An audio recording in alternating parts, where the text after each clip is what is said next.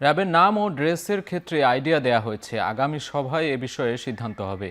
দরকার হলে র্যাব নতুন করে গঠন করা হবে বলে জানিয়েছেন স্বরাষ্ট্র উপদেষ্টা অবসরপ্রাপ্ত lieutenant general Mohammad Jahangir Alam Chowdhury.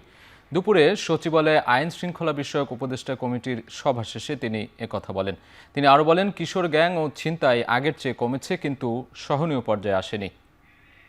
RAB নিয়ে আলোচনা হয়েছে এবং এটা ব্যাপারে আমরা একটা প্রপোজাল পাঠিয়েছি, মানে একটা আইডিয়া দেওয়া হয়েছে একটা নাম এবং ড্রেসের ক্ষেত্রে। আমরা আগামী সবাই, যেহেতু সবাই এটা নিয়ে একটু চিন্তা ভাবনা করতে হবে, তারপরে জানা। কিশোর গ্যাং ছিনতাই আগের থেকে কিন্তু অনেকটা কমছে, বাট তাও এখনো সহনীয় পর্যায়ে আসে নাই। এই দাবি দাওয়া শুনতে শুনতে মানে আমাদের কিন্তু বাহিনীটা তো যেই কাজে ইউজ হবে, মানে ওই কাজ না করে অন্য কাজের কিন্তু তাদের চলে যেতে হচ্ছে।